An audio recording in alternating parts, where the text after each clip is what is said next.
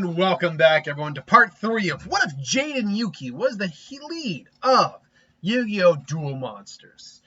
So last time, he fought off against the Dark Magician using the Master of the Dark Magician, and Arcana. And him and Yugi now are, wandering around the, was it a canal? I want to say it was a canal, the canal. Thinking about, what's, him and Yugi, him and Atem. Thinking about what's going to come from what's happening. Merrick's coming after their puzzle. And he says he wants the ancient power of the Pharaoh. Jaden is just as supportive, I think, as Yugi, but Jaden is a bit more, as I've always said, headstrong. He's a lot more confident in himself. He's got a lot more bravado, but he can back it up.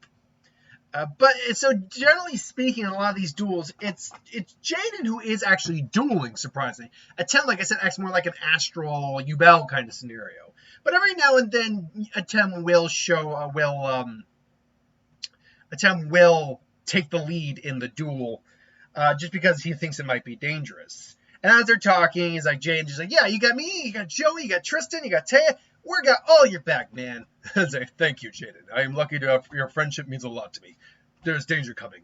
You better let me take over. Right. I was like, all right. And then, so the Pharaoh takes over, and there's Strings. Ah, Pharaoh, there you are. Who are you? Well, you would like to know the man who will take your puzzle, Merrick. And so, yes, I will not be denied. Very well. I'll never back down from a duel. And so, the duel between Jaden Pharaoh and Merrick begins. Now, opening hands. In this opening hand, Jaden opens up with a warrior returning alive.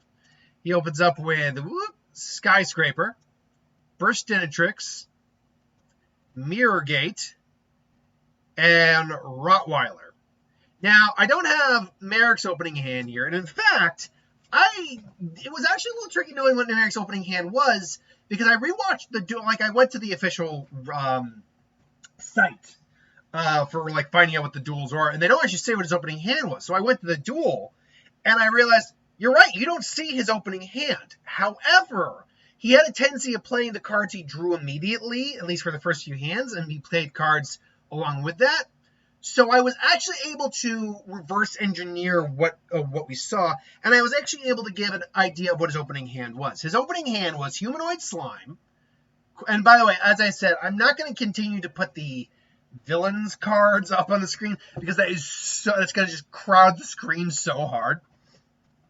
But Humanoid Slime, Quick Attack, Polymerization, Jam Breeding Machine, Slifer, and Pot of Greed. He had all of those in his hand at the same time. So Merrick opens up, because Merrick was the first one that goes first. I set one card, I summon Humanoid Slime, which was an 800 attack, 2000 defense monster in attack mode. He plays one card face down. Jaden, obviously, like Yugi's seen, probably wants me to attack that thing face down. All right, then, well, let's play that game. And he draws for his secondary card, Elemental Hero, Bubble Man. And so, now, keep in mind, too, we are going with the anime versions of the cards. So, unlike in the real world where you can treat Bubble Man as a special summon and draw 2 cards only if you have no cards on the field in your hand, in the anime, if he's the only card on the field and you summon him, you get to draw 2 cards no matter what, which makes him way more broken in the anime. He'd probably be a super rare minimum if that were the case. But the fact that he also has the added effect of if you have no cards, you special summon him, which is still in the anime. If he had the anime effect, he'd be at minimum a super rare, maybe even an ultra rare, because drawing 2 cards for free while getting a free body on the frickin' field, you can use that in Link summons, Synchro summons, XZ summons. It's really kind of a busted ability. But anyway, he gets to draw 2 cards. And from these 2 cards, he draws the magic card. Fusions. Where'd you go? Come on. Where? Seriously. Okay. He draws the card Fusion Sage. And he draws the card. And by the way, I did all this at random. Pot of Greed. So, and one Pot of Greed over there. So he has Bowman on the field. He's got Fusion Sage. He's got Pot of Greed. So with Fusion Sage, he then goes and gets Polymerization. We'll just put that over there. And with Pot of Greed, which I'll then get Pot of Greed out of here real quick. So, and by the way, I'll do the whole narration and acting bits of this out in just a second. But, God, man, I have a lot of cards lined up here. With the Pot of Greed, he ended up getting Hero Signal. And where's my other one? Hold on one second.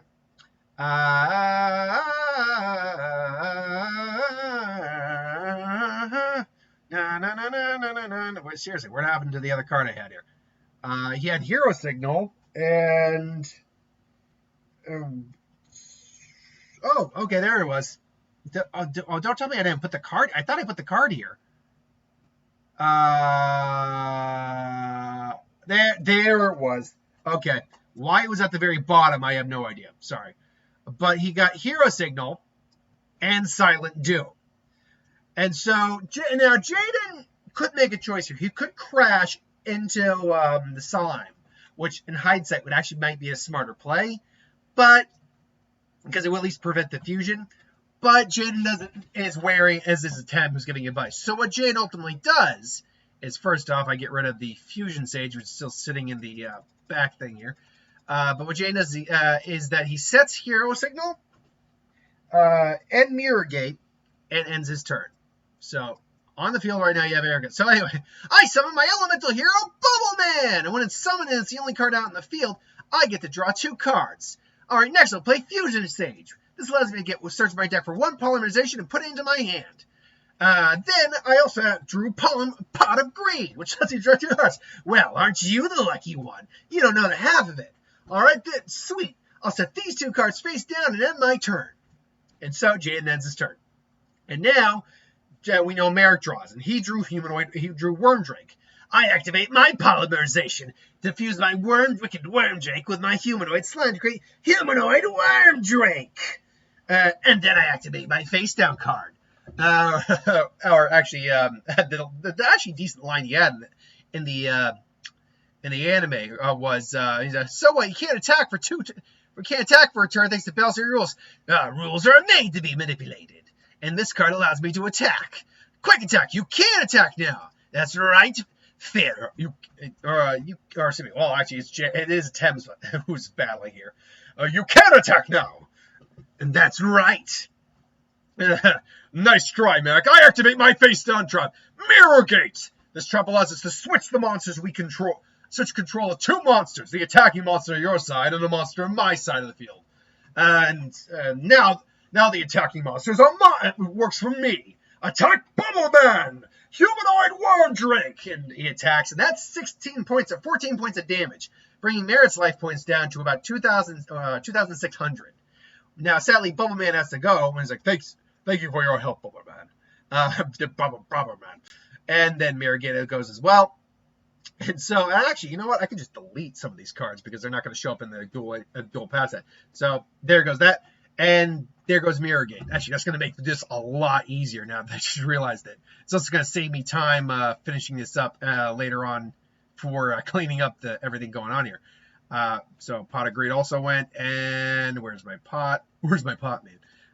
And so, yeah. Now, you might be wondering, well, aren't you going to get rid of Bubble Man?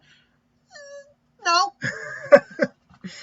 But anyway, yeah. So Jaden has the... you forget, though, Pharaoh, your trap card... your trap card has an effect. Your trap card has a secondary effect, has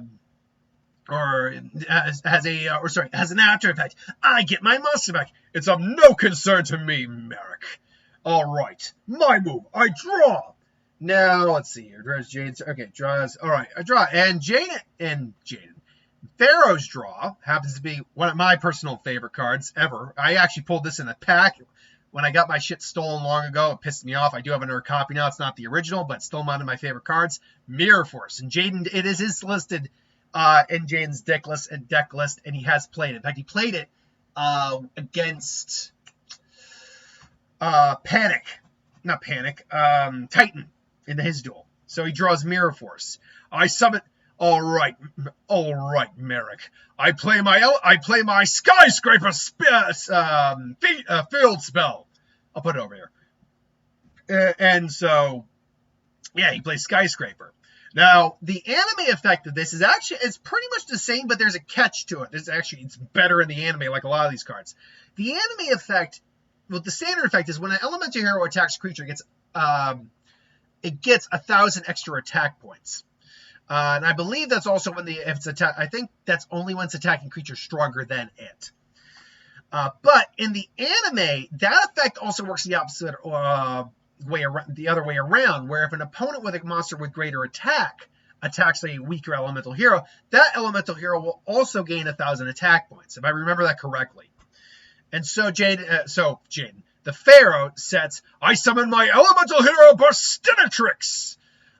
Now attack his Wormdrake, but it's not strong enough. Did you already forget, Merrick, my skyscraper trap card?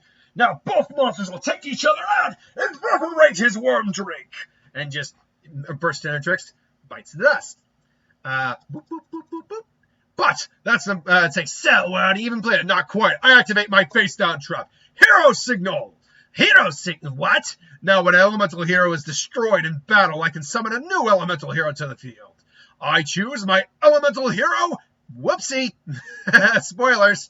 Picked up the wrong one. Did I do what I think I did?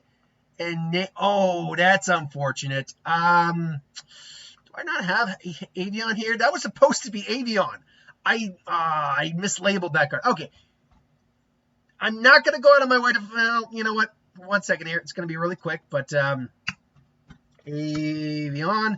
I could have swore I got Avion and didn't label Flame Wingman. Well, spoiler for what's going to happen here. Flame Wingman's going to show up pretty soon, but let's see here. Where is my Avion here on the list? There's Avion. Okay, there's Avion. So my elemental hero, Avion, attack his life points directly. Yeah! You really are quite impressive, bringing his life points down to 1,600. Next, I'll set one card face down. It'll end my turn, Merrick. You really are something impressive, Pharaoh. I must admit, your dueling is second to none, but you're still gonna fall. I get getting the cards here because the hand is now smaller, so we have some more room. So that's a set card on the field. Mirror Force. That's all you need to know. But it's my turn. I have a monster here, the likes of which you've never seen. The ultimate defense, my Revival Jam. And next I'll play this spell card, Jam Breeding Machine. Once per turn, it'll allow me to summon one Jam token monster. And that token monster, I guess, you'll be able to sacrifice for your Egyptian God card. Well, I won't allow it, Merrick. And before anyone asks if you've watched the episode, you know that turn didn't produce the token. I'll just destroy it. Destroy your Jam Breeding Machine. And so, he said, anyway, so let's see, where are we here? String summons Reality. I'm just reading my notes. So Jaden then draws what honestly is a blank card in this entire duel. He draws, and I need to get a different version of the card image here. That's, again, what the, wrong one. Sorry, Hero Ring. That'll show up later. Hero Kid was what I meant to get. I labeled that because they both had Hero. He draws a Hero Kid, which, yeah, you'll notice it's kind of a weird design. It's got both these white strips. I need to either edit this card down or just get a different version of the card. He draws it. It's kind of just a blank. And so I play my spell card, Silent Doom. This allows me to summon one normal type monster from my grave to my field in defense mode. However, the monster cannot attack. So, what's the point, Pharaoh? What's the point of a monster that can't attack? It matters when it's a bigger part of a larger picture, Merrick. I summon back my elemental hero, Burstinatrix. And next I activate the polymerization in my hand to summon. And 1 second here. We're going to get rid of you and you because you guys aren't coming back. No, he's not coming back. Coming back to summon. Now we summon the quote-unquote avian here. To summon my elemental hero, Avion! Wingman elemental hero. You've got Wingman in attack mode. Battle City rules. Remember, Pharaoh, just like you told me, your Battle City rules say you can't attack with a fusion monster and turn its summon. I'm well aware of that, Merrick. Not that it matters. I'll end my turn. Good. The first jam token shall arises. And next I'll place one card face down and end my turn. I see. So, very well then. And so, let's see. Turn, strength, play that. Okay, this is where he drew Hero Ring. So, he draws Hero Ring. And now, Flame Wingman, attack! Attack that jam token! I'm sorry, Pharaoh, but that's not going to happen. What? Yeah, with Jam, I activate Jam Defender. Now my elemental, now my Agile Jam will protect any monster on the field. And since you can't be destroyed, your Wingman's effect doesn't activate. I have to destroy that monster somehow. I have to attack him a different way. It's no use, Pharaoh. But just to be safe, I play my Nightmare Steel Cage. Now neither of us can attack for 2 whole turns. I've got to find a way out of this. Struggle you want, Pharaoh. It doesn't mean a thing. And so the next card he draws is a big one because this is one, again, so far, believe it or not, this has all been randomized. I draw my card. I summon in defense mode, Dark Catapulter. Now, for those of you who don't know Dark Catapulter, the problem is there's a lot of kill spells and things along those lines. Dark Catapulter in the real world would not last more than a turn at best. But every time it's for as long as it's in defense mode and it's on the field, every standby means it gets a counter. Then you can remove cards from your grave and cards and counters from this card to destroy the equivalent magic and trap cards in the spell and trap zone. That's not a bad effect, and Jaden and Pharaoh know this, so he puts it in defense mode. He sets Hero Ring and ends his turn. And so it's like, one more turn, Pharaoh. And you know, Pharaoh's just, finally, yeah, no, sorry. The time has come, Pharaoh. Sorry, I got confused. Where is it? Now prepare for the ultimate monster, one of the 3 greatest monsters and duel monsters. By Egyptian God card, the Slifer the Sky Dragon, which, by the way, I rewatch all these episodes prior. 1, nostalgia, and B, or 2, for context of what's going on. Seeing where Slifer is first summoned is pretty, like, Slifer going up against Yugi is pretty boss. It's probably the most intimidating Slifer has ever been. And Slifer's been pretty intense. When he's summoned against Bakura, it's still an awesome moment. But this one, I think, is actually where Slifer has been most intimidating. And so the duel continues, except now, whoops, let's just move Avian a little bit here so Slifer can be in view just a little bit. Slifer's on the field. Very well, Merrick. Did he summon? I'm trying to remember. Did I have him summon Rottweiler here? No. Actually, I believe I had the Pharaoh summon Rottweiler at a different point in time. So Rottweiler actually is on the field here because of just summoning and all that. So Rottweiler has been on the field. I apologize. However, Merrick does activate card of safe return, infinite cards. He activates Pot of Greed first. Then he activates, because they can't attack for another turn. Then he activates, because you would have 1,000 life points, card of safe return, and card infinite cards, which puts Slifer down to 2,000, but currently with Jam Defender on the field, it's of little concern. The Pharaoh draws his card and his next card. The card he draws is the H in Hero, or, Heated Heart. So now he's got Heated Heart. He said this card might be useful, but he has to switch Flame Wingman to defense mode because he just can't do anything. Dark Catapulter, by the way, at this point, has 1 counter. By the way, like, real-world knowledge apparently doesn't quite work in... and asking your opponent doesn't quite work in the Yu-Gi-Oh! Anime. So him not attacking Dark Catapulter is going to come to bite him in the ass. Dark Catapulter actually has 2 counters on him right now. So basically, Nightmare Steel Cage disappears and strings attacks, destroying Flame Wingman. So Flaming Wingman goes bye-bye. Then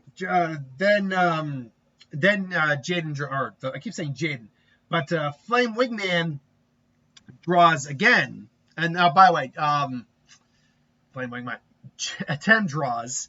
Slifer would have been at 3,000, by the way. And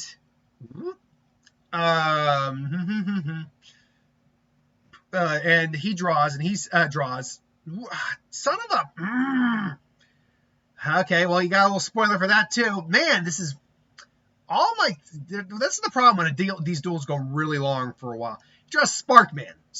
Unfortunately, this activates Slifer's second mouth, which at 10 was not counting on, and Sparkman gets 86 pretty quick.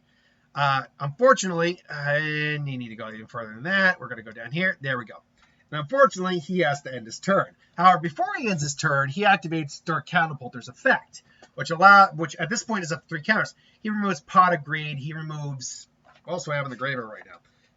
He removes Pot of Greed. He removes Fusion Sage, and he removes Mirror Gate, because it's just cards from Dark Catapulter, not specific cards, and destroys the 3 card combo Merrick has. Now, because of that, big problem here for Merrick is he wasn't actually the Revival Jam effect wasn't actually doing anything right now for the Card of Safe Return. And Card of Safe Return is busted in the anime. 3 cards every special summon. You kidding me? But so now Slifer is going to be stuck. He's going to be stuck at 6,000, but he's stuck. Granted, Merrick draws, destroys Dark Catapulter, or at least attempts. However, Mirror Force. Let me rephrase that. I need to actually backtrack real quick because I forgot something. Jaden activates Mirror Force. That now I remember why I got mixed up. I'm like, this isn't right.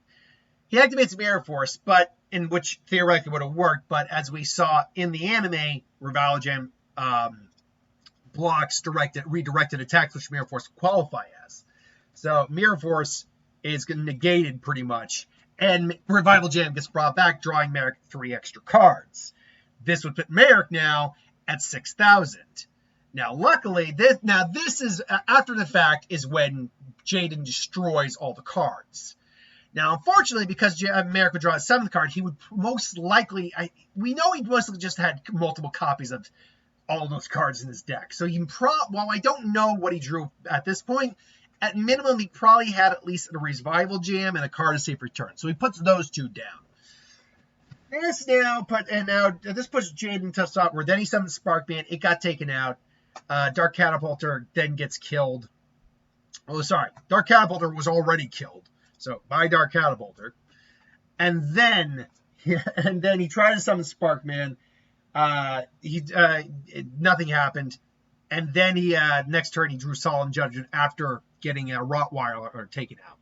So where's my Solemn Judgment real quick? So he gets Solemn Judgment. So yeah, he gets Solemn Judgment. That's in his hand. Rottweiler is taken out, but this allows Jaden to get back his Elemental Hero Bubble Man and his Elemental Hero. Sorry, which one? Oh, sorry, yeah, his well. Honestly, it doesn't really matter which one he's actually getting. Point being, it allows him to get back his Elemental Hero. Let's say it's Bubble Man. And his polymerization back, which I have down here. This is probably the messiest I've done one of these videos so far, by the way. I apologize. Normally, I've got it pretty in sync, which ones are which. So he gets that back. Obviously, he says, it's unstoppable. It's like, Jaden, I've never seen you grovel before. Is this how you act to your opponents? Never. Then show them what you're made of. And so he puts Solemn Judgment down. Right now, I think Merrick still doesn't quite have his full combo again. Probably just has dupes. So right now he's got Card of Safe Return, and he's got Revival Jam on the field, or Jam Defender on the field. And so he basically draws. Like I said, he summons that. He then plays Polymers. He then plays the Warrior Returning Alive, the card he's had from the very beginning. And he uses it to get back his Elemental Hero. 1 second here. Elemental Hero. Where's Eve? Where are you, Eve? Eve, where'd you go, Eve? Eve. Well, my Eve is gone. But the point being is they're used in conjunction. He gets Avion back because he uses it to summon Elemental Hero Mariner. Now, why would he do this? This actually doesn't make a lot of sense. Slifer's second ability destroys this card. And that's a good question. Why did I do this? Mariner's destroyed. I messed up here somewhere. What happened here? So Slifer destroyed Catapulter.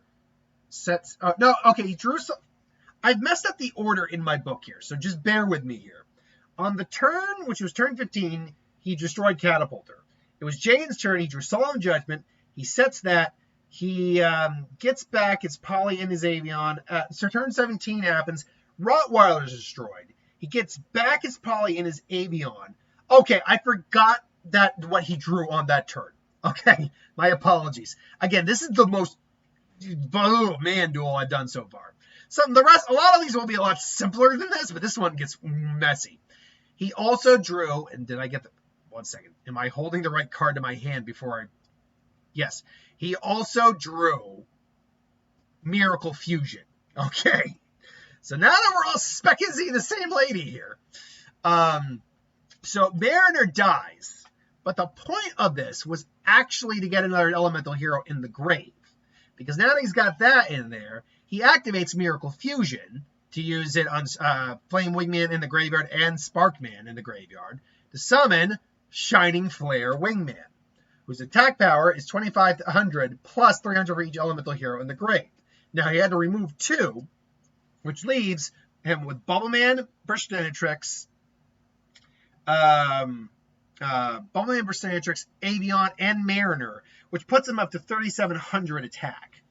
Unfortunately, Slifer's effect does kick in, which does bring his attack down somewhat. So at this point now, you might be wondering, well, how the hell is he going to manage this? And yeah, this is where I kind of am going to reveal something in just a second. So he draws again. He plays his infinite cards, which I would assume at this point puts him back up to 5,000. At this point, I kind of got lost. Slifer attacks. Granted, Shining Flare Wingman is still stronger. Let me rephrase that. Is not stronger. But he's only weak by about 300 points. With Slifer's effect, the attack or defense returns at the end of the turn. It's only that turn does it happen. But here's the big thing. He attacks like, it's over, Feral. Your strongest monster is destroyed. And it's like, I activate Hero Ring. Hero Ring. Now, this is where I reveal that I had to use one of his plot armors in this fight because there was not a scenario where he could beat Slifer. He does not have a control card like Brain Control or Change Your Heart in his deck. The only closest thing he got is Mirror Gate, and that didn't work. And that was the only way Yugi actually managed to beat him. And honestly, he beat him through trickery of his own cards, making the Slifer collapse in on itself, more or less. So what Hero Ring does, I can make this bigger for you to read it, is target warrior monster on the field with 1,500 or less attack points. Equip this card to this target. Monsters your opponents control with 1,900 attack or more cannot attack the equipped monster. So what we can do here, because the anime is a bit more loose with these card effects, is say, equip this onto a warrior-type monster. Monsters with attack greater than this creature cannot attack it. And so the attack fizzles out. But let's just say also it's only for the turn. It doesn't actually equip. Let's say it only works for the turn to make it at least a little evened out. So you saved yourself one turn there, but it won't save you. And I activate Grace, and he said, let's just say, so let's say he's at the 5,000. Let's just say that. And then or let's say he's at 6,000. I'll reactivate my infinite cards. You're done. It's like, not quite. I activate Solemn Judgment. By giving up half my life points, I can negate the activation of any card. It's like, man, you're only delaying the inevitable. Your Flare Wingman still can't get over my Slifer. And that may be true, Merrick, but there's more than one way to skin a dragon. And he just thinks, I have to draw the right card now. If I don't, this is over. And so, because he's still got Jan Defender on there, he's like, I draw! And it's over, Merrick. Please, you're bluffing. I play Righteous Justice. For each elemental hero on the battlefield, I can destroy one spell or trap in your on the field. And I choose your Jan Defender. Now your Slifer is unable to be protected by your viable gem anymore. It matters not, Pharaoh. You still don't have the attack power to get over my Slifer. Wanna bet? I activate my final magic card of the duel. It's over, Merrick. I activate Heated Heart. I have one elemental hero on the battlefield gets 500 extra attack points, and any damage it deals to the defensive monster comes out of your life points. That's still not enough. Oh, you're wasting your time. It's still not enough. And then he realizes, are you forgetting the effect of my Shining Flare Wingman? Any monster it destroys, its attack points come out of your life points. What? No! That means, and with my Skyscraper on the field, that brings my Shining Flare Wingman up to 5,300 attack points. 300 more than your dragon. This can't be happening. No! Attack Shining Radiant. I don't know what the attack is. Shining Flare Burst.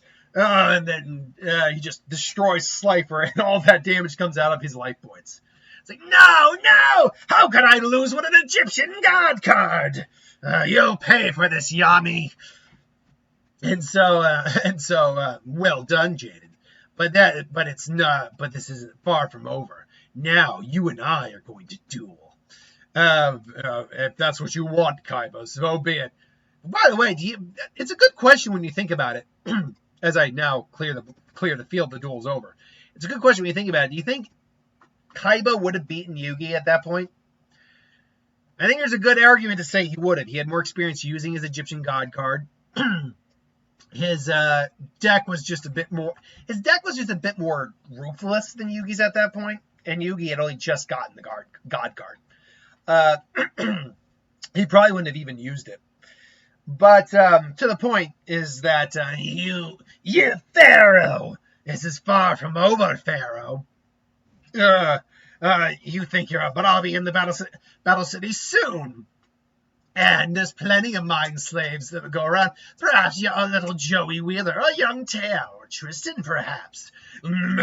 Merrick, you will leave my friends out of this. I see I finally touched a nerve. Farewell, Pharaoh. We'll meet again, and when we meet again, I'll claim your puzzle. It's like, Jay, where are you going? Official Battle League duel cannot be denied. And so, obviously, Kaiba and him go to help. And obviously, the next episode is going to be the Lumis and Umbra episode. So stay tuned for that. So I apologize for some of the spoilers. This was such a busy duel going on here that everything just got... I'm still getting used to the format and trying to figure out the right format. I overall like the style I'm doing, and there's a reason. And it's actually a good thing I did not have the opponent's cards on the field. Because they would just gotten so freaking messy. But ultimately, I think I just need to figure out a way to streamline it a bit more. I do now like what I'm doing for the drawing style, though. Randomizing the hand for the first 5 cards, and then if the hand is gelling well enough, I'm choosing to make that 6th card random. But if it's not gelling well enough, I'll cherry pick a card out of that. But this was the first plot armor Jaden got. Like I said, in every one of these Yu-Gi-Oh! Lead slots, the lead is only getting 3 plot armors. Minus the Rare Hunter Duel, because that Rare Hunter Duel is nothing but plot armor. So that's the one duel where they get a leeway. But after that, it's free game. And like I said, some people would rather know I've had some people mention this. It's more about the story than it's seeing if it's a gauntlet. And I agree. I'm not treating it necessarily like a gauntlet, but I'm treating it as it is. As if the characters could actually win in their world. Because not all characters are created equally. For example, Yugi in, say, Lynx. Not Lynx, I keep saying Lynx. In Vrains, I don't know how well Yugi's gonna. Yugi might be the king of games, and I might like be nice and give them some updated cards depending on what series they're in. But look, you gotta face facts. Some of these characters are just not cut out for some of these series based on the way way their duel is, or way their decks are designed because of older formats. So it's legitimately wondering if they'll survive throughout the series. Because remember, the Waking of the Dragons arc is a filler arc. It's a good filler arc overall. I like it. And Darts, I think, is a cool villain.